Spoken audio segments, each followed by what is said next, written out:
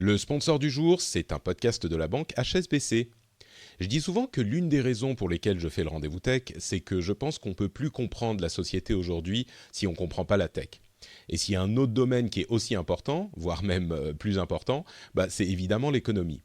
Et il y a un podcast qui a été créé par la banque HSBC qui est dédié au sujet et qui s'appelle Les nouvelles voies de l'économie. Dans l'émission, ils explorent des thèmes qui changent la manière dont on comprend la société et ils nous expliquent comment on peut tous prendre part à ces changements. Chaque épisode fait 10 à 15 minutes et vous trouverez l'émission dans votre app de podcast. Merci les nouvelles voies de l'économie et merci HSBC.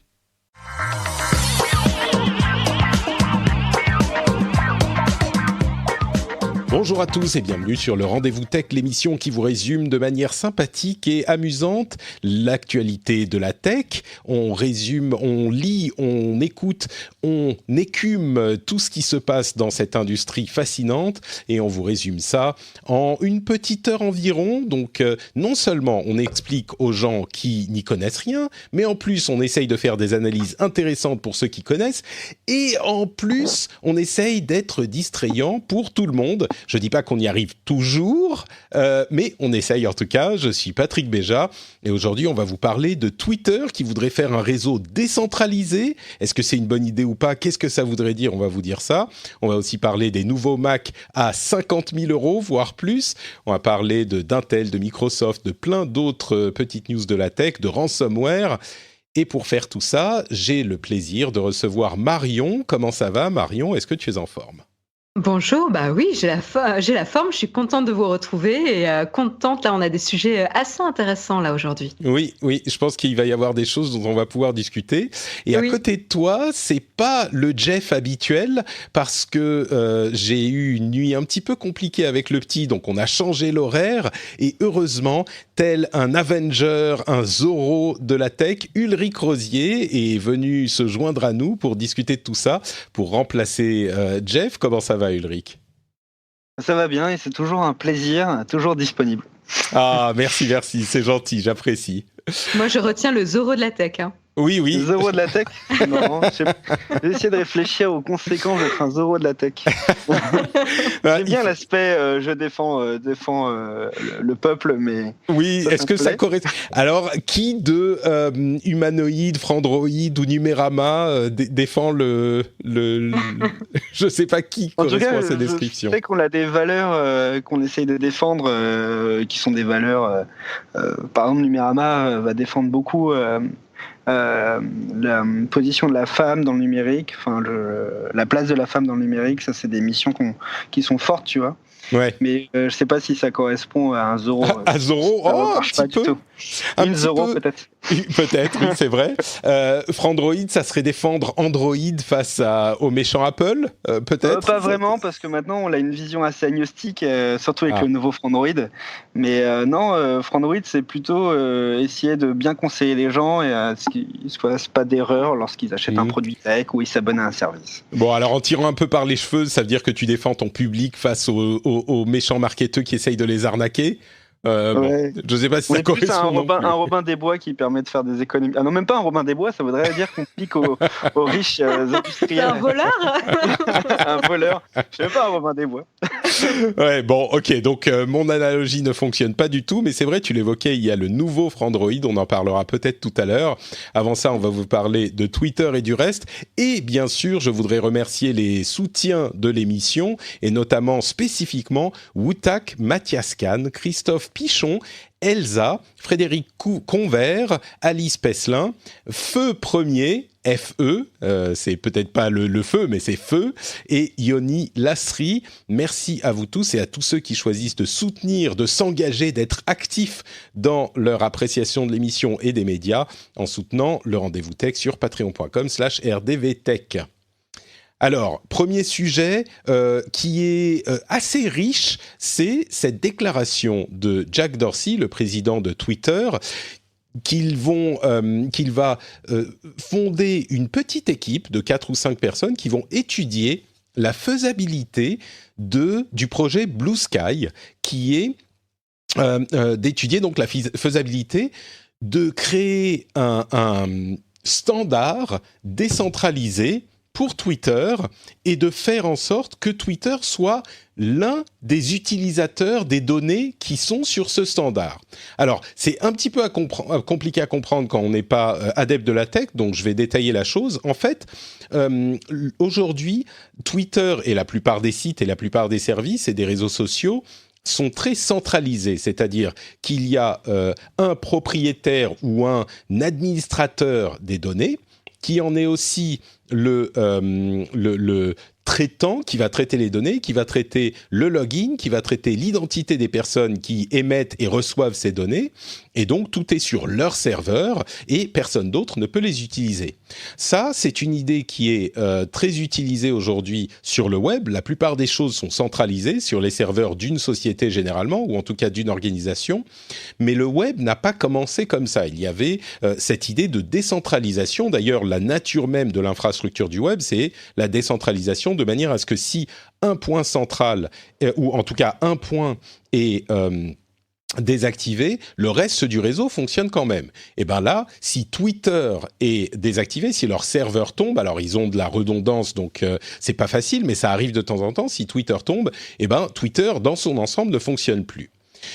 L'idée décentralisée de ce projet, ça serait d'avoir un ensemble de standards, en fait, de protocoles ouverts qui seraient utilisables par tous ceux qui veulent les utiliser pour émettre et afficher, enfin pour émettre et traiter les données. Les données, c'est les messages qui sont sur Twitter, donc les tweets, les mises à jour avec les photos, tout ce qu'on peut envoyer comme données sur Twitter. Donc ces données seraient utilisables par n'importe quelle société ou organisation qui voudrait les afficher à ses utilisateurs. Et si vous ne comprenez pas bien la manière dont ça fonctionne, c'est un exemple que j'ai pris par le passé, pensez un petit peu aux mails. Vos mails, vous avez des logiciels pour les écrire et pour les lire, mais les mails eux-mêmes ne sont pas centralisés sur un seul réseau, sur un seul service, sur un seul serveur. Et le mail, il y a donc différentes sociétés qui exploitent ce protocole, mais pas un seul. Vos mails, par exemple, écrits sur Gmail, ne sont pas traités exclusivement sur Gmail. Il y a un commentateur qui a fait une comparaison que je trouve assez juste, toujours avec Gmail, c'est Sriram Krishan, qui a travaillé chez Twitter, chez Facebook, qui est venture capitaliste aujourd'hui, et il a dit « Imaginez si Gmail était le seul client qui avait été développé pour envoyer des mails. » Eh bien, Gmail aurait pu définir tout ce qui faisait l'email, c'est-à-dire, par exemple, qu'est-ce qui est du spam et qu'est-ce qui n'en est pas. Ça serait juste Gmail qui déciderait qu'est-ce qui est du spam et qu'est-ce qui n'en est pas. Alors que dans le système actuel, avec les mails, eh ben, on a différents clients qui vont utiliser ces mails. Et donc, le fait que Gmail décide qu'est-ce qui est du spam, ça n'a pas des enjeux sociétaux énormes. Parce que si on n'aime pas la manière dont Gmail classe les emails, eh ben, on peut aller utiliser un autre client. Donc, même si, bien sûr, il y a différents clients mail qui ont plus ou moins de pouvoir, Gmail en a beaucoup, c'est pas le seul. Et donc, la responsabilité de Gmail dans ce domaine n'est pas monumentale. Ou en tout cas n'est pas la seule entité qui peut être responsable de ce genre de décision. Et là, bien sûr, on touche à ce qui changerait pour Twitter s'il y avait un ensemble de clients pour les réseaux sociaux de type Twitter, c'est-à-dire que Twitter afficherait simplement les tweets pour vous avec ses recommandations, ses algorithmes, ses modérations, et c'est toutes les décisions que prennent Twitter. Mais si vous ne voulez pas, si vous n'appréciez pas la manière dont Twitter fait les choses, eh ben vous pouvez aller choisir un autre client qui gère les choses différemment. Alors, soyons clairs, c'est un projet qui est vraiment un projet qui vient de commencer. On n'a pas du tout idée de quand ça pourra être implémenté, de quand ça pourra arriver, ou même si ça arrivera également. Mais c'est une idée intéressante et qu'on peut étudier. On pourrait voir les conséquences que ça pourrait avoir. il faut noter aussi, évidemment, et j'entends les libristes qui sont déjà frustrés que je ne l'ai pas mentionné dans cette explication, ce type de réseau existe déjà. Le plus célèbre d'entre eux est sans doute Mastodon, qui est exactement cette idée. C'est-à-dire que c'est un ensemble de standards et de protocoles qui permettent de créer, entre guillemets, son propre Twitter et qui sont fédérés. C'est-à-dire qu'il y a plusieurs instances différentes qui peuvent se parler entre elles. Donc on peut envoyer un message à un utilisateur d'une autre instance, même si on n'est pas inscrit sur la même, c'est une interopérabilité complète. Et chaque instance peut décider de la manière dont il gère le contenu et peut décider de bloquer d'autres instances. S'il y a une instance qui gère le contenu d'une manière qui ne lui plaît pas, eh ben, il peut dire cette instance, on ne peut pas communiquer avec elle, mais tout est libre, tout est ouvert, tout est géré par chacune de ces instances. Et ça a des conséquences importantes dont on va sans doute parler maintenant. Je vais ouvrir je vais passer le micro à mes invités. Peut-être Marion, qu'est-ce que tu penses, toi, de cette idée de Blue Sky qui est en train de développer Twitter? Oui, entre parenthèses, je dis une dernière chose. Jack Dorsey a bien précisé qu'ils vont étudier la possibilité d'utiliser un protocole déjà existant, donc peut-être le protocole de Mastodon, peut-être qu'ils vont se dire on va juste devenir une instance du protocole Mastodon. Ou alors, est-ce qu'ils vont devoir recréer un truc de zéro? On ne sait pas encore. Qu'est-ce que tu penses de cette idée? Est-ce que ça a des avantages, des inconvénients, Marion? C'est assez intéressant, et puis lire tout le fil Twitter de Jack Dorsey est assez intéressant en soi.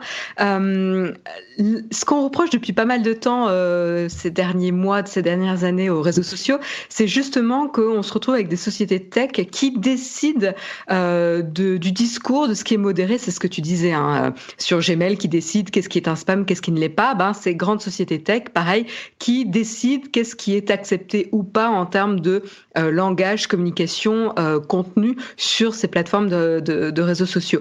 Ils ont un peu la main sur la censure et parfois ils en font trop et parfois ils n'en font pas assez et personne n'est d'accord. Mais personne n'est d'accord parce qu'on n'a pas la même sensibilité, la même définition dans tous les différents pays. Voilà, ça sera et pas même au sein d'un même pays, je dirais, ouais. Tout à fait, au sein d'un même pays, mais c'est vrai que l'exemple qu'on voit, c'est l'incompréhension entre les États-Unis et la France sur la liberté d'expression et la liberté de chacun, etc. Il y a aussi la Chine. Comment ça se passe dans un pays où le discours est modéré, etc. Et donc là, justement, il permettrait, avec ces différents serveurs, ces différentes instances, de se déresponsabiliser concernant vraiment ce contenu. Comment modérer le contenu, ce serait plus du tout à Twitter de gérer ça. En gros, ils disent maintenant vous démerdez quoi. Oui et non, c'est-à-dire que Twitter aurait sa version du réseau, donc on va sur Twitter, c'est Twitter qui décide ce qui s'affiche là, mais étant donné qu'eux ne sont pas les custodians, les responsables du contenu lui-même, si on n'aime pas la manière dont gère Twitter, on peut aller regarder le contenu ailleurs, et donc tout le poids de la responsabilité n'est pas sur Twitter. Exactement, c'est ça. Donc c'est assez malin. Maintenant, en pratique, à voir comment ça fonctionnerait. Je suis pas très certaine. Et puis, ce qui est assez intéressant, c'est que c'est assez rigolo de voir Jack Dorsey revenir sur la centralisation de Twitter qui avait fait grand bruit. Moi, je me rappelle, d'avoir les différents clients Twitter où, on avait différentes apps qui permettaient d'utiliser Twitter avec ces différentes fonctionnalités, etc. On pouvait chacun l'utiliser vraiment avec sa propre app, et au fur et à mesure qui ont fermé les robinets et fermé les API, et qui ont limité grandement et fait couler certaines sociétés qui utilisaient l'API Twitter pour leur propre business, parce qu'ils avaient construit un produit sur Twitter, sur l'API de Twitter, quoi. Donc là, je sens la communauté qui serre les fesses, qui est un peu frileuse et un peu à raison aussi. Il l'a même mentionné effectivement dans son flux, dans son thread Twitter, et il disait à l'époque on a été vers plus de centralisation pour une certaine raison. Et maintenant, il y a d'autres raisons qui font que... Bon, il a juste dit, oui, ok, on sait, quoi. Mais c'est vrai qu'il pourrait y avoir des raisons d'aller vers moins de centralisation. Et d'une manière générale, je crois que si on demande aux gens qui sont au fondement du web, la plupart d'entre eux vont vous dire, ah bah oui, moins de centralisation, c'est plus de liberté, donc c'est bénéfique. Je te tends un petit peu la perche, Ulrich, je ne sais pas quel est ton avis là-dessus, mais est-ce que tu serais d'accord pour dire que si on a un réseau Twitter plus décentralisé ou des réseaux Twitter-like plus décentralisés, ça sera une bonne chose ? Bah, effectivement, moi je pense que, enfin c'est ma position et c'est des choses que je défends. C'est-à-dire que déjà, alors, Mastodon est un sujet que j'avais beaucoup suivi. On avait fait un serveur Mastodon sur Numérama qui a été beaucoup utilisé, qui a vraiment très bien fonctionné. Donc c'était vraiment intéressant de voir comment ça s'est mis en place et les interactions, etc.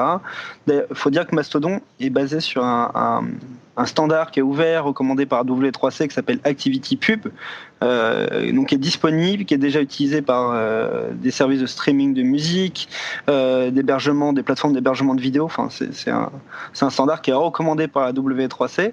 Et ce qui est intéressant, c'est que ça va aussi avec la réflexion autour de la blockchain. Et tout ce qui est décentralisé comme ça, je trouve que ça va dans le bon sens. On a beaucoup d'entreprises en ce moment qui sont en train de se construire sur de la blockchain et donc qui ont un fonctionnement qui va être décentralisé.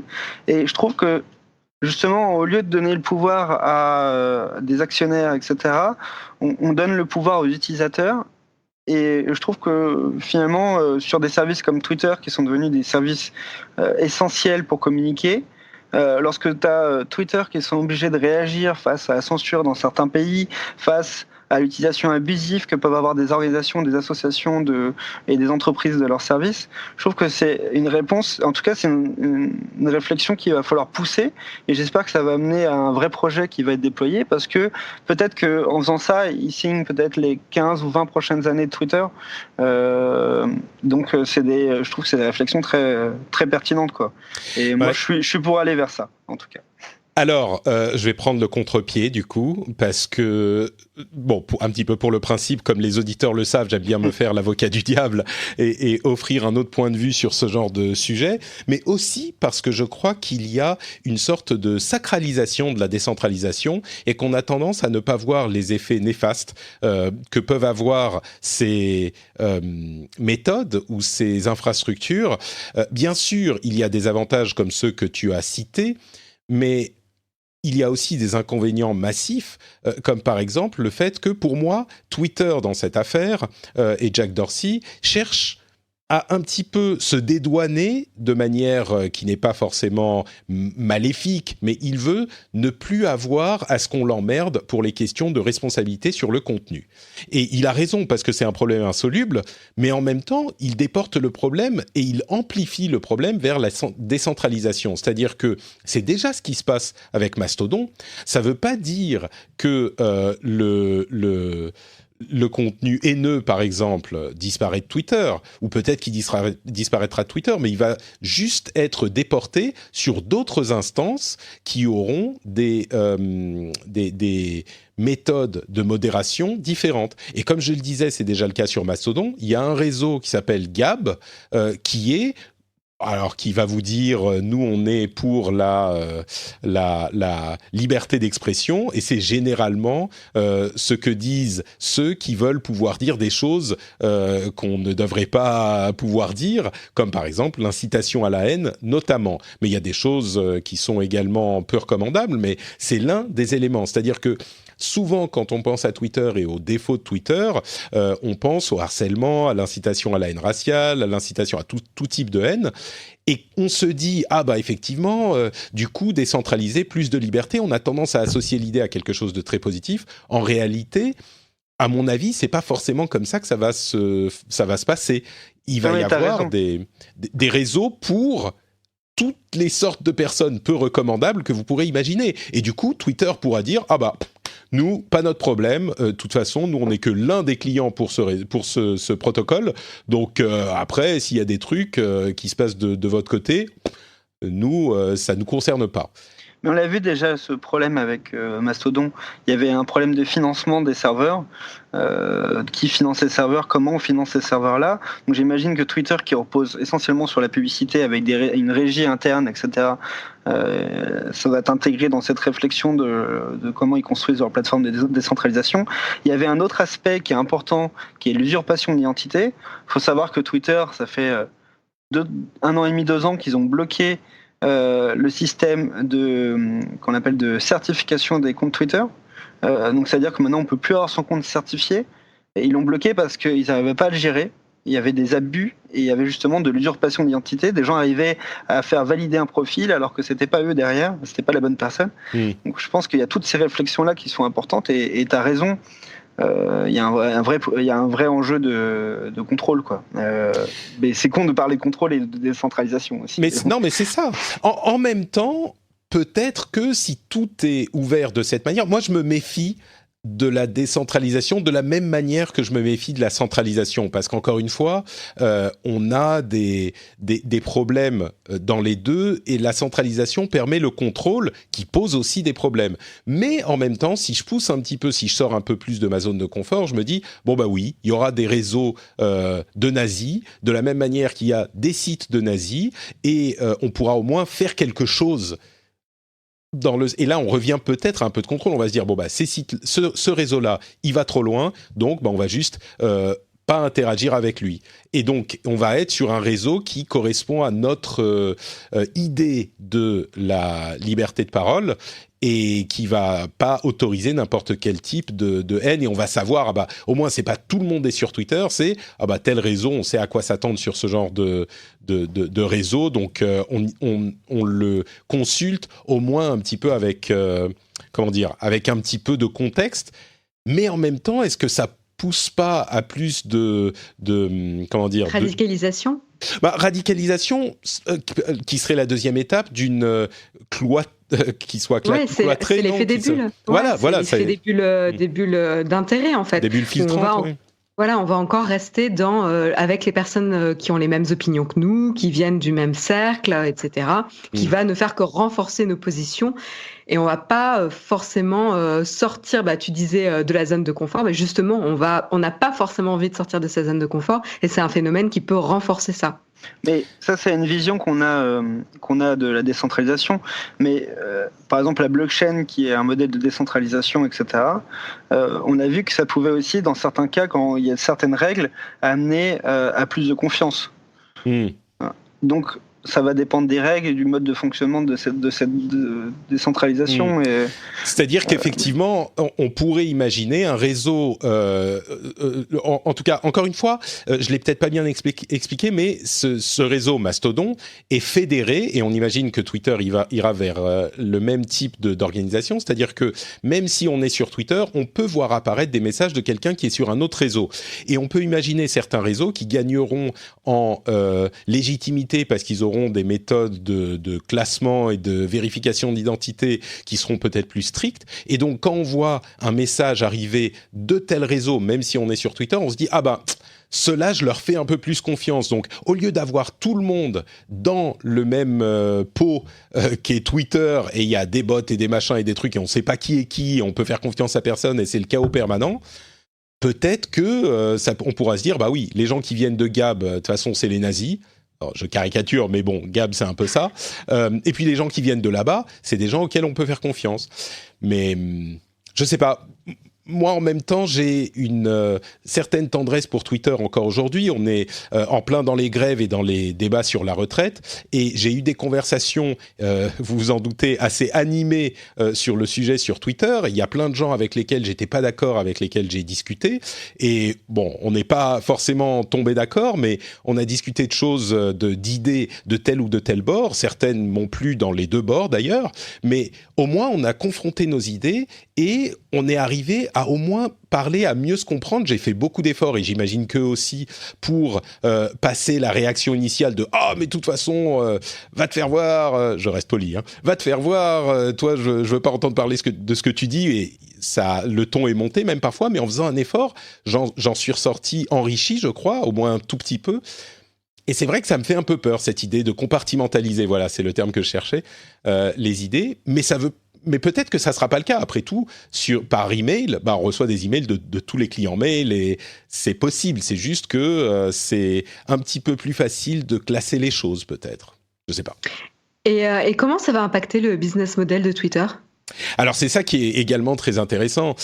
En fait, la réflexion de Dorsey semble indiquer que la valeur de Twitter, d'ailleurs je crois qu'il le dit mot pour mot, la valeur de Twitter en fait c'est un service de sélection d'algorithmie qui va classer et décider quoi vous montrer en fait.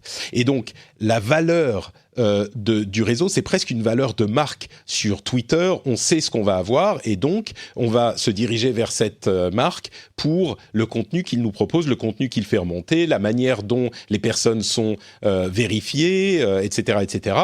Et ils perdent un peu le poids qu'est toute cette responsabilité qu'ils ont sur le dos et ils ne gardent en quelque sorte, je schématise, mais ils ne gardent que ce qui amène de la valeur, c'est-à-dire la manière dont ils traitent cette information. Ils n'ont pas la responsabilité de toute l'information en plus. Donc, c'est comme ça que je le vois. Bon. Ouais, je me demande un peu comment ça va impacter quand même les revenus, quoi. C'est quand même pas la plateforme la plus performante avec son business model aujourd'hui et j'ai l'impression que ça va aussi fragiliser la position de Twitter d'avoir un réseau aussi plus décentralisé. Moi, je me demande comment ça se passe, leur comité, leur copie et leur conseil d'administration. Quand t'as tous les actionnaires, puis t'as le PDG sur Twitter qui dit « Bon, on va partir sur la décentralisation. » Ouais, c'est un petit peu l'ambiance. Tu donnes la moitié de ton produit, tu abandonnes la moitié de ton produit, mais je pense que Twitter pose tellement de problèmes, c'est un petit peu comme Facebook, mais il pose tellement de problèmes qu'il se dit on peut pas continuer comme ça, c'est juste un imbroglio qu'on n'arrivera jamais à démêler, donc il faut faire quelque chose. Et ça, c'est peut-être une solution pour ça. C'est certainement un truc qu'il voit dans son intérêt, dans l'intérêt de la boîte. Je pense pas qu'il fait ça parce qu'il se dit ça va rendre le monde meilleur, mais bon. Ouais. On verra. Voilà pour ces questions sur le projet Blue Sky de Twitter. Bon, on va faire une petite pause avant de passer au sujet suivant. Deux choses quand même à vous rappeler, à vous mentionner. D'une part, j'ai lancé le vote pour le jeu de l'année dans le rendez-vous jeu. Donc, si vous êtes un petit peu gamer et que vous n'écoutez pas l'émission régulièrement et que vous vous dites je voudrais y retourner au moins pour cet épisode, allez voter déjà. Je vais mettre le lien dans les notes de l'émission vers le sondage. Allez voter pour votre jeu de l'année. Ça prend 1 minute si vous voulez répondre qu'à cette question-là, même pas. Donc, le sondage sera dans les liens de l'émission. Un autre truc que je voulais mentionner, c'est la sortie de l'épisode de Histoire de Daron, dans lequel je suis présent. C'est un podcast où on parle de sujets de parentalité et de paternalité spécifiquement, et c'est un épisode qui est particulièrement... tous les épisodes d'Histoire de Daron sont sympas, c'est un podcast de Fabrice Florent, mais cet épisode, évidemment, il me plaît beaucoup, puisque c'est moi qui l'ai fait, mais j'y parle de mon histoire de papa, et des difficultés qu'ont posées les débuts des difficultés, pas juste mon fils va très bien, il est en très bonne santé, mais la difficulté d'avoir un bébé, et un bébé qui n'est pas forcément super facile. Si ça vous intrigue, si vous êtes... et c'est un truc dont on parle pas assez, en fait, je trouve. Tout le monde dit « Ah, mais c'est tellement beau, c'est que du bonheur, machin. » Ouais, tiens, non, pas rien du tout. Et pour entendre ce que c'est vraiment, allez écouter Histoire de Daron, ce dernier épisode. Je mettrai aussi les liens dans les notes de l'émission, parce que il faudrait qu'on en parle plus, je trouve, pour que les gens soient préparés. C'est marrant, j'ai un collègue qui dit justement ça. On dit les gens ont tendance à dire non mais c'est génial d'être parent pour le premier. Par contre, quand c'est le second, là ils disent là tu vas morfler là ça va être difficile.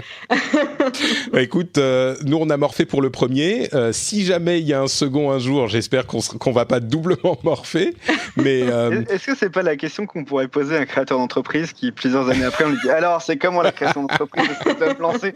Et toi, t'es en mode, quand t'as réussi, tu peux dire que t'as réussi, mais est-ce que tu parles de toutes les galères que t'as eues, c'est possible, ouais.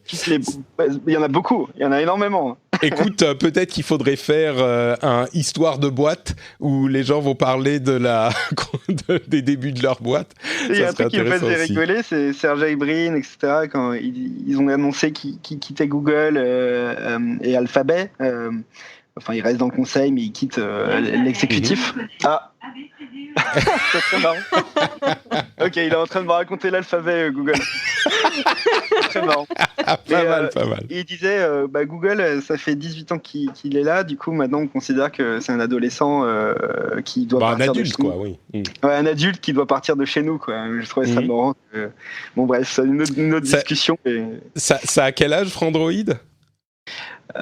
Alors, la création du blog, c'est 2007, c'est 12 ans, quoi. Donc, on va pas le mettre à la porte. Ouais, non, mais on s'en approche, hein, quand même. On arrive sur les années les plus intéressantes. Les plus intéressantes. Je sens qu'il va se rebeller. Intéressante, tu sais, Marion, c'est avec les guillemets, tu les entends dans la voix. Exactement. Écoute, on va tout décentraliser, ça va être plus simple. Blockchain et Mastodon, c'est parfait. Bon, et je voulais aussi évidemment vous parler du Patreon. Mais tiens, avant ça, je vais vous lire un petit commentaire de Pab83 qui a dit sur iTunes, quand j'ai fait un petit appel aux commentaires et aux étoiles sur iTunes ou sur tous les catalogues de podcasts, Pab83 a répondu présent. Notamment, vous avez été plusieurs, donc merci beaucoup. Mais lui, il dit « J'écoute le Rendez-vous Tech depuis de nombreuses années. J'étais au lycée quand j'ai découvert ce podcast et j'ai continué à l'écouter sans ne manquer aucun épisode lors de mes études et je l'écoute encore aujourd'hui alors que j'ai presque 30 ans. Il continue à dire des choses très très gentilles sur le présentateur qui est passionnant à écouter car il traite les sujets avec une grande ouverture d'esprit et une vraie honnêteté intellectuelle. Bah écoute, merci beaucoup Pap83. Je vous assure que c'est pas moi qui ai écrit ce commentaire, mais c'était très gentil de sa part et merci à tous ceux qui sont allés le faire. N'hésitez pas à le faire aussi sur iTunes si vous écoutez là-bas ou sur d'autres plateformes. Et si vous voulez aller encore un petit peu plus loin, si vous appréciez l'émission et que vous l'écoutez depuis un moment et qu'elle vous plaît aussi depuis plus de 10 ans comme Pap83 ou même 1 ou 2 ans ou comme vous le voulez, et vous pouvez aller sur patreon.com/rdvtech pour soutenir l'émission financièrement, avoir le flux spécial qui a le contenu additionnel et zéro pub, zéro promo. Et vous pouvez choisir d'autres niveaux de soutien plus élevés si vous le souhaitez. Donc, même un petit $1 par épisode ou 2 petits dollars par épisode, c'est énorme. Donc, patreon.com/rdvtech pour ceux qui le souhaitent. Et on va continuer avec les news et rumeurs. Je vais juste mentionner rapidement ce petit sujet. La Nouvelle-Orléans a déclaré l'état d'urgence suite à une attaque de ransomware vendredi dernier. Alors, on n'a pas tout à fait les détails. Visiblement, ils sont bien démerdés parce qu'ils ont eu une série de mails mais vraiment une avalanche de mails qui aurait pu devenir dangereux parce que c'était du phishing. Mais ils ont fait un training de cybersécurité cet automne et donc leurs employés se sont super bien comportés et je pense qu'ils ont pu lever l'état d'urgence, mais tout le système était menacé et ça s'est bien passé. Et justement, pour les vacances, j'ai un épisode spécial qu'on avait déjà enregistré il y a un moment, qu'on avait commencé à préparer il y a bien longtemps avec Corben sur la sécurité. La sécurité dans son ensemble, on en parle de temps en temps régulièrement dans l'émission, bien sûr, avec des épisodes spéciaux, mais là, on parle de différents sujets, dont les ransomware. Comment s'en prévenir, quoi faire si on a été infecté, qu'est-ce qu'un ransomware si vous ne savez pas ce que c'est. Donc la semaine prochaine, guettez le Rendez-vous Tech, même pendant les fêtes à Noël, il y aura un épisode intéressant. Et juste après ça, la semaine suivante, aussi pendant les fêtes, pour le Nouvel An, il y a un épisode sur l'administration et la passerelle entre le monde de la tech et des startups et l'administration publique. J'ai parlé à Benoît Curdi qui a changé de métier. Vous le connaissez certainement, Benoît, si vous écoutez l'émission depuis un moment. C'est un serial entrepreneur qui est passé du côté de l'administration publique pour l'administration de l'aviation en Suisse. Et c'était hyper intéressant ce dont on a parlé. Donc voilà, c'est les 2 épisodes spéciaux qu'on aura dans l'émission pendant les fêtes. Donc je pense que ça devrait vous intéresser. Bon, un sujet un petit peu léger et sympathique. Je suis sûr que vous avez vu ce nouveau Mac Pro qui est enfin disponible en précommande.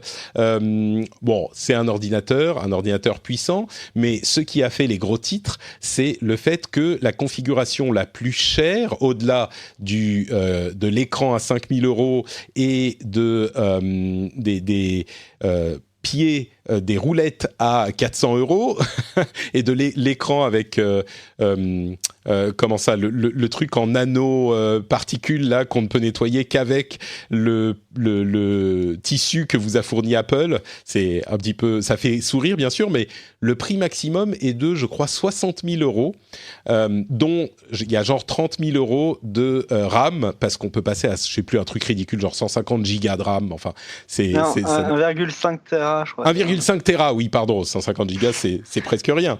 1,5 Tera de RAM, ce qui est... Alors, la grande question, il y a, bien sûr, ça relance les discussions, mais la grande question, c'est est-ce que c'est un prix ridicule Bon, tiens, Ulrich, est-ce que toi, tu es allé acheter les 10 Mac Pro pour la rédaction peut-être pas le modèle à 50 000 €, mais celui à 15 000, quoi, un bon marché, quoi. Je sais pas, mais ce que je sais, c'est que quand on a réduction à éducation, on a 10% de promo sur Mac Pro et ça devient tout de suite énorme sur 60 000 €. Et si on peut récupérer la TVA derrière, c'est encore... Attends, sur le Mac Pro, tu peux avoir une réduction éducation ? 10 à 12%, ouais. Ouais, on peut l'avoir. Pas mal, Alors, pas mal. J'ai 33 ans, mais j'ai toujours mon compte. On sent les gens qui sont parfaitement dans les clous, là. En tout cas, moi, je trouve on savait qu'elle serait chère, cette machine. C'est vrai que c'est un peu abusé, l'option de la mémoire RAM à 1,5 Teraoctet. Je me demande combien elle coûte vraiment, cette mémoire RAM à Apple. Mais bon, passons ça. Ça, c'est un autre problème. Moi, je trouve que c'est une machine qui est fabuleuse. J'ai passé 3 quarts d'heure à regarder des vidéos en 4K de la machine. J'ai jamais vu une telle conception de tour de PC, on va dire, d'ordinateur. Impressionnant. Moi, je vous conseille de regarder quelques youtubeurs américains. Il y a même iJustine qui est sûrement moins intéressante que d'autres, mais elle a fait des très belles images en 4K. Et en fait, moi, j'étais impressionné déjà à la conception des machines. Incroyable. Ensuite, après, on avait déjà eu cette réflexion lors de l'annonce. C'est à configuration similaire en termes de puissance, etc. On arrive sur des PC qui sont pas si loin en termes de prix. Et surtout, la réflexion autour de cette machine qui est vraiment réservée à des studios, etc. J'ai même vu des gens qui avaient pris cette machine pour fournir de la puissance à plusieurs postes de informatique en même temps. Donc en fait, ça peut faciliter la maintenance, ça peut faciliter le fait de partager de la puissance en temps réel en fonction des besoins à ses collaborateurs, s'ils ont des calculs à faire très poussés, etc. En fait, je pense que ça nous dépasse un peu parce que c'est pas une machine grand public ni professionnelle comme on le fait. Mais a priori, les professionnels sont tous unanimes sur le fait que c'est une machine incroyable et qu'elle répond à un certain besoin. Non, mais c'est exactement ça. C'est une machine, tu parles de studio, c'est cette idée qu'il faut retenir. C'est pas une machine pour les pros, genre vous êtes professionnel de la comptabilité et donc vous êtes un pro, donc vous avez... Non, c'est un truc qui est effectivement une machine qui rentre dans des feuilles de calcul, genre on a justement des calculs graphiques à faire sur du rendu de montage ou d'image 3D, et avec une machine à 5 000 €, ça nous prend 1 heure de calculer notre scène de 2 minutes, et avec cette machine-là, ça nous prend 15 minutes au lieu d'1 heure. Et donc, on gagne en productivité de 300% ou 400% en productivité, donc ça vaut le coup d'investir ce genre de somme. C'est vraiment purement sur ça, quoi. MKBHD s'est amusé à faire de l'encodage 8K. Je sais pas si vous avez vu, oui, tout à fait. Il a comparé à un iMac Pro. Je crois que l'iMac Pro était autour de 20 minutes, alors que c'était sur les configurations les plus hautes de l'iMac Pro, qui est également une machine très chère. Et le Mac Pro était autour de 4 minutes. Donc ça montre que c'est pas du tout les mêmes échelles, quoi. Ouais. On passe de 20 à 4 minutes et sur de la 8K. Alors, la 8K, c'est extrême, mais c'est ça, c'est une machine pour les utilisations complètement extrêmes. Donc, j'imagine, Marion, que Jérôme en a commandé 3. Mais évidemment. Non, mais je pense qu'il en rêverait, tu vois, mais on n'a pas encore le budget, là. On pas encore. L'année prochaine, 2020, commencera bien et finira bien. Facile. Bon, quelques petites news en vrac. Il y a Intel sur lequel on a des informations. Intel plutôt, il faut bien prononcer. On disait la semaine dernière que leur président avait fait une sorte de mea culpa, et là on a un partenaire qui a partagé une roadmap qui indiquerait que on est en train d'arriver à la possibilité d'avoir du 7 nanomètres en 2021, du 5 nanomètres en 2023. Je vous passe les autres, et la roadmap estime pouvoir faire du 1,4 nanomètre en 2029. Alors là c'est très loin, mais il semble que technologiquement, là, on arrive aux limites de la physique. On parle de quelques atomes mis ensemble pour faire une porte logique sur un processeur, mais on est à 1,4 nanomètres. Je ne suis même pas convaincu de la manière dont ça fonctionne, que ça peut fonctionner. Mais ce qui est sûr, c'est qu'ils sont bien engagés sur les 10 nanomètres enfin. 7 nanomètres, ça arrive. C'est une bonne nouvelle pour Intel parce qu'ils se font complètement bouffer par AMD, comme on l'a dit à plusieurs reprises. Et la concurrence est toujours bonne. Donc on espère qu'Intel va pouvoir remonter dans cette course. Il y a Microsoft qui a annoncé sa nouvelle Xbox qui sortira l'année prochaine. On savait déjà que ça serait le cas, mais on a le nom et la forme. C'est la Xbox Series X. Un nom assez bizarre, mais bon, voilà, il va falloir vivre avec, et qui ressemble vraiment à une sorte de petit PC qui va prendre un peu de place sous la télé. On a des données sur la réalité virtuelle qui a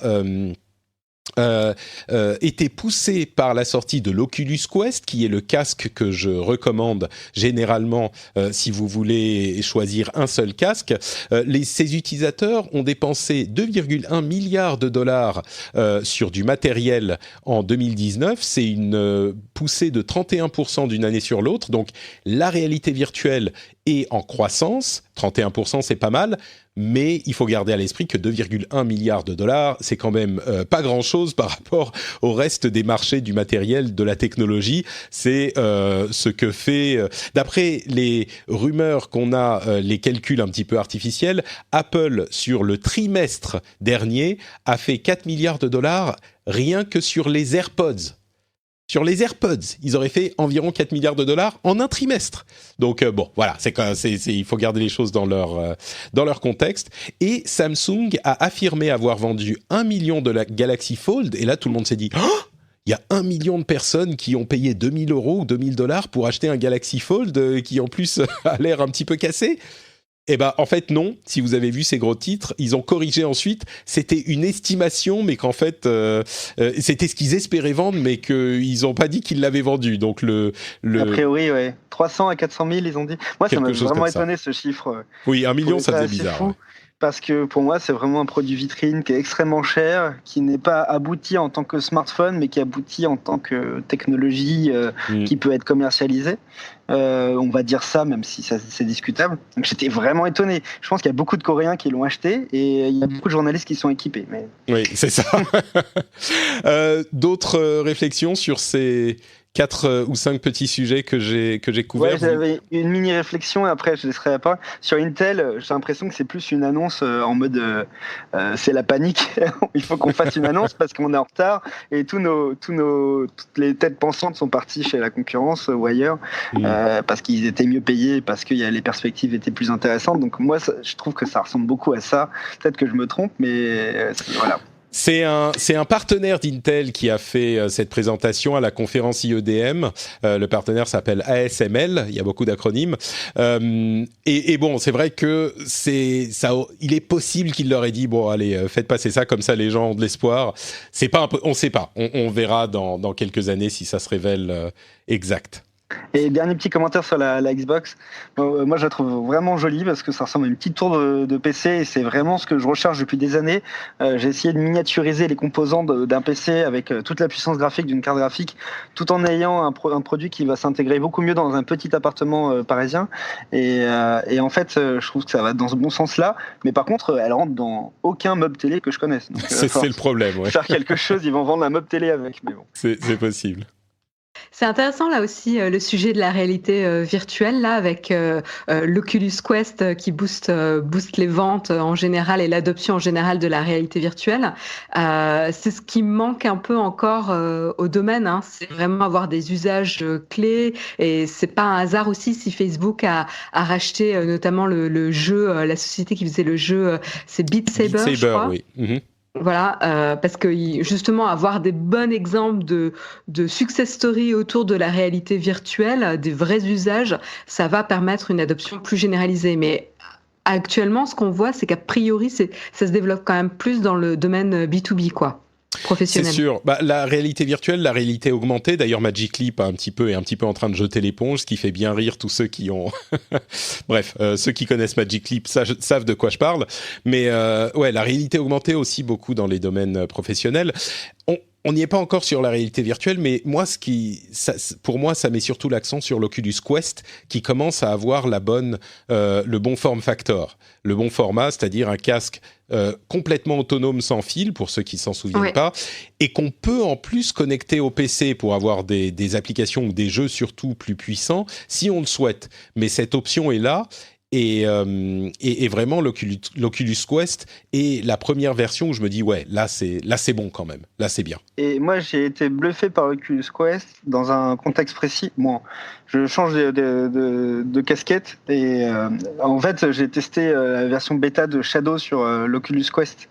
Et c'était assez fou de se dire que sur un casque comme ça, j'ai un Oculus Rift à la maison, c'est le casque que j'ai acheté l'année dernière pendant le Black Friday et je l'ai pas beaucoup utilisé, mais je suis très content de l'avoir. Et j'étais assez fou de voir que l'Oculus Quest, tu pouvais mettre un service de cloud gaming dessus et que ça tournait bien avec une latence suffisante, quoi. Je trouvais ça assez bluffant, quoi. Ouais. Voilà. Effectivement, j'ai fait le test. Bon, depuis la Finlande, ça fonctionnait, mais Shadow est en train de pousser la chose. Et là, on part un petit peu plus dans le jeu vidéo, mais ils sont en train de pousser la chose officiellement eux-mêmes. Je sais pas si tu l'as testé chez eux ou c'était avec une solution un petit peu faite de briques et de broc comme c'était mon cas, mais ils sont en train de pousser la chose. Donc, il y aura une solution officielle et ça va être hyper intéressant parce que ça arrive en même temps que leur nouvelle offre qui a des PC vraiment puissants. Chez Shadow et la sortie du jeu Half-Life Alyx, qui est sans doute le jeu. Ils ont dû sauter de joie chez Oculus quand ils ont vu cette annonce parce que ça tout le monde en même temps. Non, mais pour eux, parce que l'avantage, c'est que du coup, on a besoin d'un PC quand même très puissant pour faire tourner ce jeu en réalité virtuelle.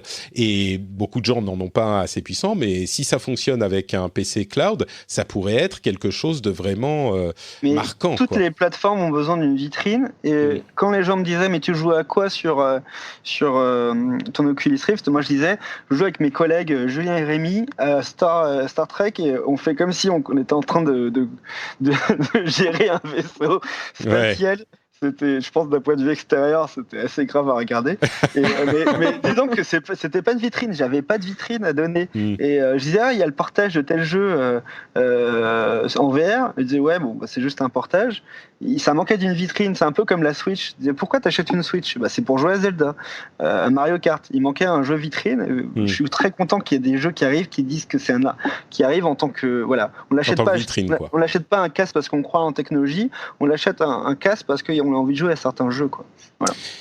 Eh ben, on verra l'année prochaine si ça continue à se développer dans ce sens. Alors, encore d'autres news.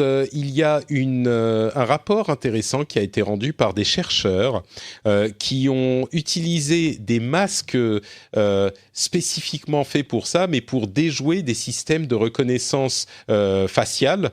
Ce sont des masques 3D, bien sûr, de haute qualité. La société s'appelle Kneron, je ne sais pas si c'est comme ça que ça se prononce, mais ils ont déjoué les systèmes de sécurité de services de paiement comme Ali Alipay ou WeChat Pay, c'est des choses qui sont très utilisées en Chine, mais ils ont aussi déjoué les services de sécurité de l'aéroport de Schiphol, et c'est en Hollande si je ne m'abuse, et de services de train en Chine, et vous savez qu'il y a le système de crédit social en Chine qui vous interdit l'accès à certains services, et ils ont beaucoup implémenté les services de reconnaissance, enfin les systèmes de reconnaissance faciale. Donc le fait qu'on puisse déjouer ces systèmes, alors oui, c'est des masques de haute qualité qui sont pas disponibles facilement, ou plutôt qui coûtent cher à faire. Mais c'est inquiétant, non pas simplement parce qu'on pourrait imaginer quelqu'un qui se fait passer pour quelqu'un d'autre pour prendre avantage, je ne sais pas, lui voler quelque chose par exemple, mais on peut imaginer des malfaiteurs, des terroristes qui déjouent les systèmes automatisés dans les aéroports ou à d'autres endroits pour passer les services de vérification, et puis aller là où ils ne devraient pas pouvoir aller. Donc, bon, c'est pas la peine de paniquer non plus tout de suite, mais c'est important à savoir que les masques de très haute qualité peuvent déjouer ces systèmes visiblement à grande échelle. YouTube a indiqué qu'ils allaient changer leur système de modération en incluant les insultes, les différents types d'insultes, en plus de... disons qu'ils étaient assez stricts sur ce qu'ils considéraient comme contenu interdit, et il fallait que ça soit des menaces directes. Là, ils vont inclure aussi les insultes. On vous avait parlé de différents cas où YouTube ne supprimait pas des vidéos alors qu'il y avait des choses qui étaient poussées presque à un niveau de harcèlement. C'était l'affaire Steven Crowder contre Carlos Maza, qu'on avait évoqué il y a quelques mois. Et bien là, justement, ils ont mis à jour leur politique de manière à pouvoir agir quand il y a des insultes caractérisées. C'est encore une fois une de ces grandes sociétés qui se retrouve obligée de faire la police. Peut-être que YouTube devrait penser à un système décentralisé aussi, peut-être, je ne sais pas. Microsoft a amené sa première application Office sous Linux. Donc, utilisateurs de Linux, soyez heureux. Vous allez enfin pouvoir utiliser Microsoft Office, ou en tout cas Microsoft Teams, qui est la première application qui est disponible. Je plaisante, mais c'est quand même cool de voir que Microsoft s'intéresse à Linux. Comme on dit à chaque fois quand on met ces deux mots dans la même phrase, Microsoft et Linux, il y a quelques années, ça aurait fait... je sais pas, ça aurait paru invraisemblable. Et enfin, Fortnite continue à être incroyable dans sa promotion son aspect publicitaire et l'utilisation que fait Epic de ce jeu au succès immense. C'est un phénomène de société. Il y a eu un événement Star Wars 9 dans Fortnite ce samedi, c'est-à-dire que si vos enfants ou vos petits cousins voulaient absolument jouer à Fortnite pour voir ce qui se passait dans Star Wars ce samedi, c'est parce qu'il y avait un événement, c'est-à-dire qu'on se connectait au jeu et on allait dans un endroit spécifique de la carte du jeu, et il y avait un grand écran qui passait un extrait exclusif de Star Wars 9 et un événement en jeu en plus, avec une interaction avec J.J. Abrams et des créateurs du film. Et donc, c'est un truc qui est assez unique dans le domaine des jeux vidéo, et Fortnite continue à exploiter sa position incroyable pour faire des choses hyper intéressantes. Bon, ça fait beaucoup de sujets, ça fait 4 sujets vraiment très très différents, mais je vous donne la parole. Peut-être que, je ne sais pas si Marion a quelque chose à dire sur ces 4 sujets, ou l'un des 4 au moins. Oui, c'est intéressant là, Microsoft et Linux, le petit rapprochement, et grâce à Microsoft Teams, je trouve ça assez remarquable, et on avait eu tendance à rigoler de Microsoft Teams quand il s'était lancé, mais Slack est un peu en mauvaise posture actuellement. Ouais, c'est vrai que Teams gagne énormément de terrain, notamment parce qu'il est inclus dans l'offre Office, et que donc il y a énormément de gens qui l'ont sans avoir besoin ni de payer ni de l'installer individuellement. C'est vrai que c'est une grosse poussée. Le fait de l'inclure dans Linux, c'est dans la politique de Microsoft qui dit on est bien loin de l'époque où ils nous vendaient une boîte de Windows et une boîte d'Office. Maintenant, ils veulent juste être partout. Et effectivement, il y a plein de gens qui bossent énormément sur Linux, et le fait d'avoir des membres de l'équipe qui peuvent discuter par Teams, c'est complètement logique, mais c'était invraisemblable il y a quelques années, quoi. Ouais, mais ça suit bien la bonne stratégie de Satya Nadella, franchement, qui a bien fait a bien amorcé le tournant de Microsoft là-dessus. Hein. On est d'accord, oui. Mais moi, pour avoir, il y a un an, en fait, depuis longtemps, on est sur HipChat, qui était une solution assez similaire à Slack et à Teams. Et en fait, l'année dernière, HipChat a fermé et on a fait tout un tour de marché. Ça m'a pris du temps où j'ai testé chaque solution, donc celle de Facebook, celle de Google, d'autres aussi. Et en fait, on s'est rabattu sur Slack parce que rien n'était du niveau de Slack. Et moi, ça m'avait fait de la peine. Parce que je m'étais dit, bon, c'est que tout le monde conseille de façon un peu spontanée. Teams était un peu moins évolué il y a 1 an et demi, c'est ça. Ils ont fait des énormes efforts. Donc moi, je suis content qu'il y ait une alternative qui soit viable par rapport à Slack. Surtout que c'est très cher. Les gens se rendent pas compte, mais c'est vraiment cher. Chez nous, on est rapidement à plusieurs centaines d'euros par an. Pour Slack, 30 personnes. Tu veux dire ? Ouais, pour Slack, quoi, 30 personnes. Même plus que ça, oui. Ça dépend du forfait, du type d'offre qu'on prend. Mais moi, je l'ai regardé parce que les patriotes, les gens qui soutiennent l'émission, on a au niveau $2 un Slack pour interagir ensemble. Je vous en parle souvent. C'est un endroit super sympa. Et j'ai regardé ce que ça coûterait de débloquer les fonctions pro. Et c'est quelque chose comme 6 € par utilisateur et par mois. Donc, en fait, ça m'a coûté un peu moins de 1 000 € sur la première année parce qu'ils te font un beau discount sur la première année. Ah oui, bien sûr. Mais là, je crois que l'année pour prochaine, t'attirer et que tu puisses plus t'en passer, quoi. Ouais, j'ai regardé là, je viens de regarder pendant que tu parlais, on est à 2 000 € par an, quoi. 2 000 € par an, c'est beaucoup. Est-ce que vous utilisez Office, du coup? Non, nous, on est sur Slack, mais on utilise Google Documents à côté, donc on paye. C'est ça. On paye Google à côté, on paye les Google Apps parce qu'on utilise Gmail et Google Documents. Mais est-ce que ça te passerait par l'esprit de passer du coup sur Office qui intégrerait tout ça? C'est pas simple parce qu'on utilise des scripts assez poussés d'intégration de nos outils de dev, aussi éditoriaux avec Slack, mais aussi avec Google Documents, avec beaucoup d'API. Donc, le switch serait assez coûteux en termes de temps et d'énergie. Ouais, je pense que c'est la même chose du côté d'Alan pour ça. On a beaucoup d'intégrations assez poussées entre Slack et d'autres applications qu'on utilise. J'imagine aussi que les services ou le service qu'offre Office et Microsoft en général, c'est pour les très grandes entreprises. Quand on est une entreprise de taille moyenne, on est encore, on n'a pas vraiment besoin de ce genre de choses. Il y a Active Directory et toutes ces choses-là qui font des merveilles du côté d'Office, et c'est moins nécessaire quand il y a une boîte de quelques dizaines d'employés. Quand on commence à atteindre 1 millier ou plus ou quelques centaines, là, c'est peut-être plus intéressant de considérer Office. Et surtout, on paye Slack pour des choses un peu. Voilà, nous, pourquoi on paye Slack, c'est pour les archives. Donc, il paraît que c'est important pour les équipes, mais je peux comprendre, de retrouver les archives de chaque room, de chaque projet, retrouver les messages et les fichiers qui ont été envoyés. Le second truc, c'est qu'on peut inviter des gens externes, par exemple des pigistes ou des freelances dans certaines rooms. Ça, c'est une option payante, etc. Mais chacun trouvera après les avantages et les inconvénients. Les avantages et les inconvénients et pourquoi il faut payer Slack. Mais en fait, dès qu'on a une activité importante, on arrive souvent sur la version premium. Donc. Ouais, bien sûr. Et à propos de, pardon, oui. Non, à propos du prix, c'est aussi un truc que Jeff nous dit souvent. Slack, oui, c'est cher, mais du coup, leurs utilisateurs, c'est des utilisateurs qui sont payants et qui leur rapportent de l'argent. Donc, au niveau de la société, c'est bien gentil d'offrir les services gratuits, super gratuits pour tout le monde, et de faire de l'argent sur la masse avec généralement de la pub.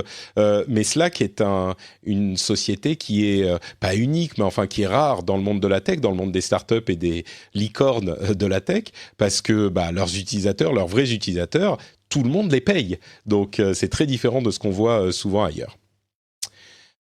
Et puis, on va conclure avec... on ne peut pas ne pas parler du combat entre les États-Unis et la Chine. Il semblerait, selon certaines sources, que le président Trump ait trouvé un accord limité avec la Chine qui pourrait permettre de sortir d'affaires certaines sociétés, dont Apple, de ces histoires de taxes supplémentaires. Alors, selon le Wall Street Journal, c'était censé être annoncé là, hier ou aujourd'hui. Ça n'a pas été le cas clairement, mais ça continue à indiquer que les négociations entre les deux pays continuent. Et bon, je vous laisse en tirer les conclusions que vous voulez en tirer. Justement, à propos de Huawei, pour les conclusions, il y a un système assez intéressant qui a été trouvé par la France pour le cas où il est finalement déterminé que les produits Huawei sont un danger pour la sécurité nationale, ce qui reste une interrogation qui reste complètement théorique pour le moment.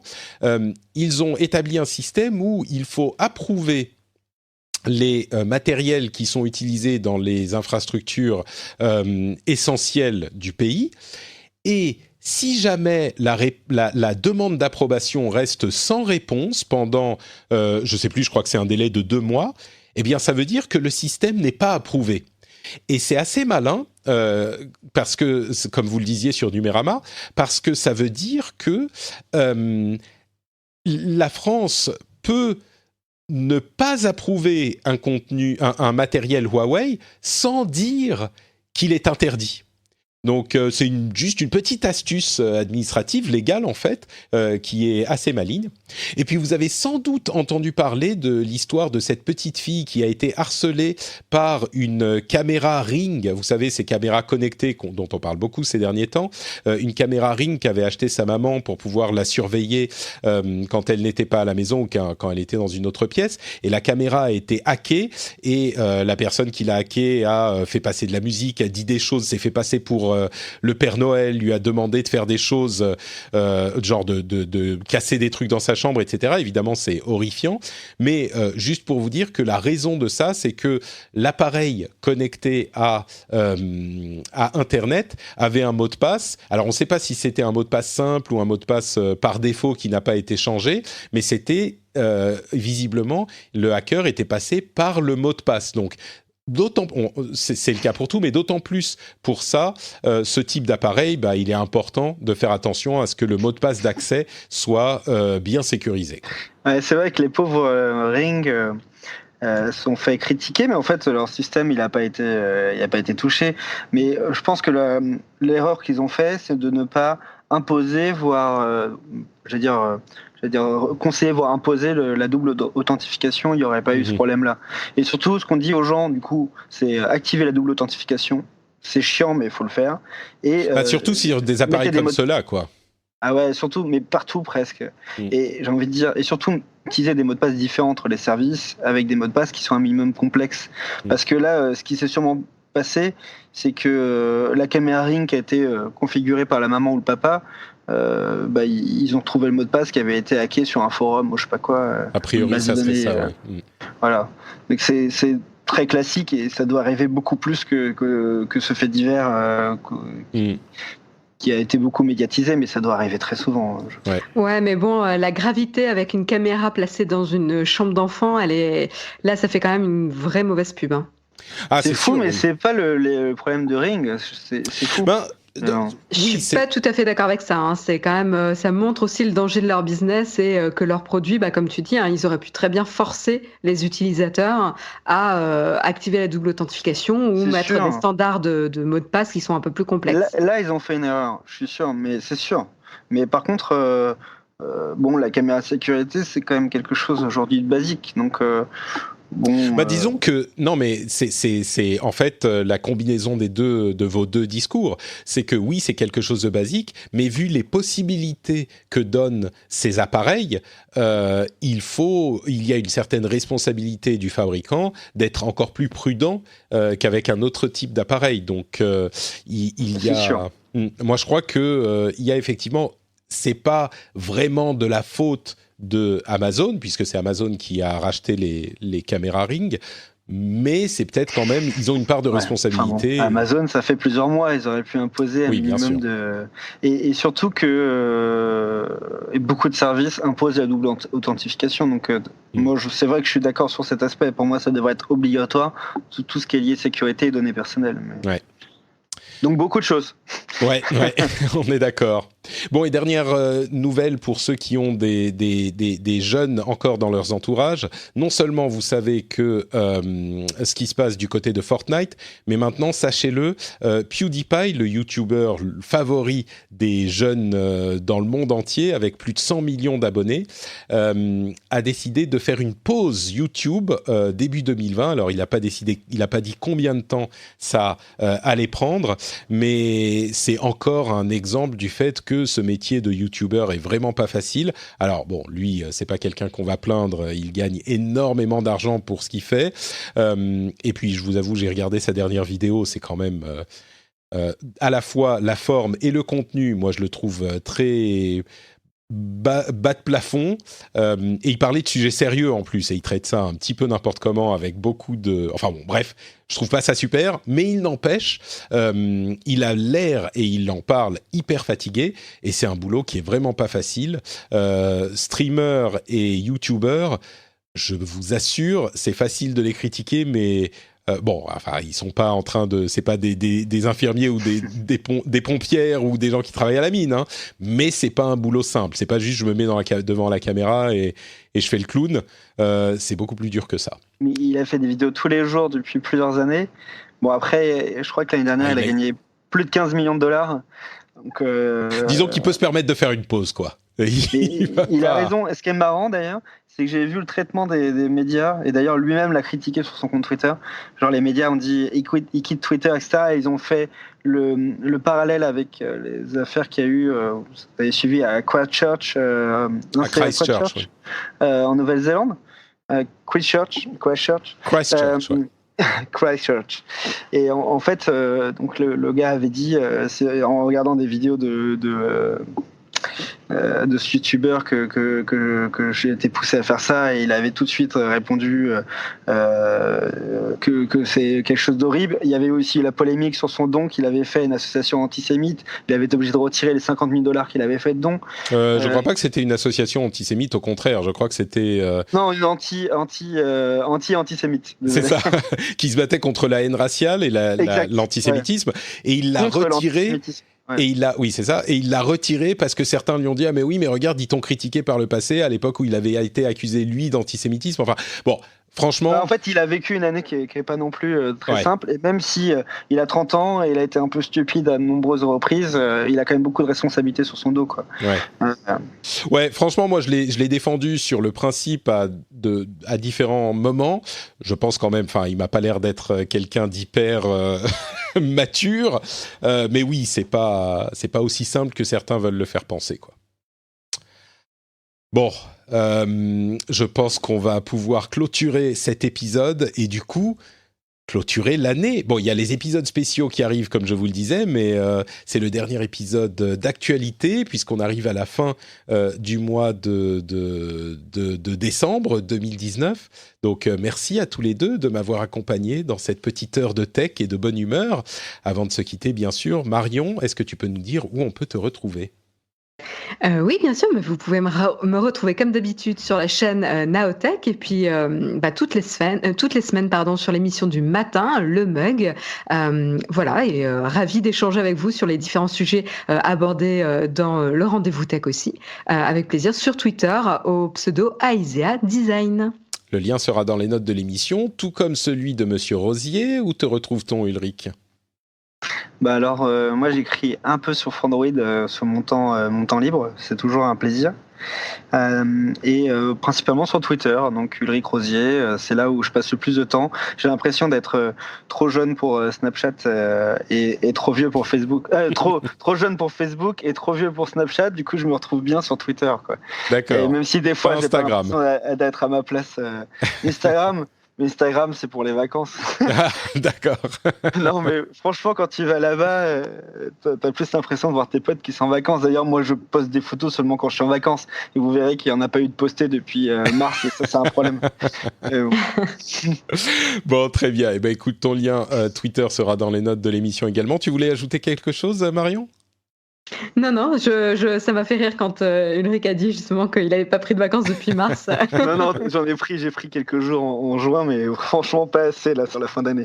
Oui, il faut prendre. Fais donc comme PewDiePie, même si tu gagnes pas 15 millions en 2019. C'est pas possible, j'ai 30 personnes à payer. Mais toi, t'es pas loin, t'es un patron d'industrie avec une armée de sites internet. On sait bien, voyons, Ulrich. Déjà que quand je vais en vacances, je reste connecté tous les jours, je réponds à mes mails. Alors t'imagines, si je dis je prends une pause, ça va être la même chose, quoi. Ça va être pour la forme, mais derrière, je vais quand même travailler. Oui, j'imagine. Bon, en tout cas, si vous voulez continuer à nous écouter, nous, on ne prend pas vraiment de pause. On a ces épisodes spéciaux qui vous attendront le 24 et le 31, c'est quand? Mardi. Je ne sais pas si je les posterai mardi, mais ça sera dans ces eaux-là, a priori mardi.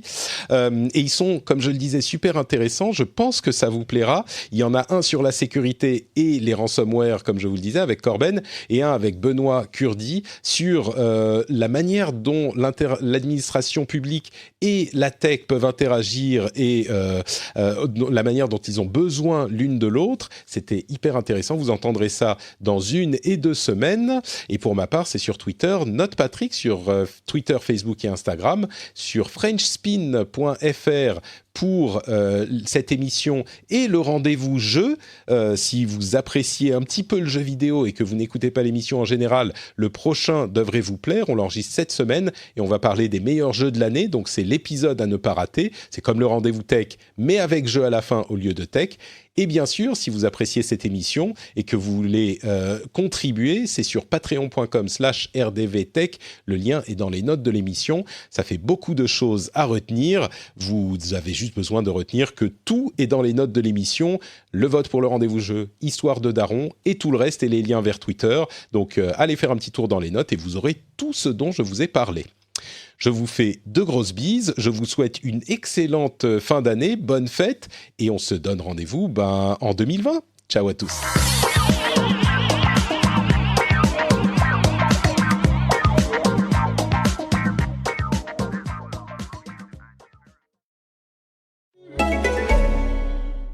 Pour avoir un site internet bien conçu, bien référencé et bien sécurisé, il y a ceux qui galèrent bien, mais alors vraiment bien. Et puis il y a les autres, ceux qui veulent créer eux-mêmes leur site facilement avec un outil intuitif, et ceux qui préfèrent ne rien faire. Pour eux, One & One Yonos s'occupe de tout. En plus, avec One & One Yonos, on peut toujours faire appel à son conseiller personnel, comme s'il était dans le bureau d'à côté. À choisir, vous préférez quoi? Un tuto ou un conseiller que vous finirez par tutoyer? À bientôt sur ionos.fr/podcast. Bonne écoute.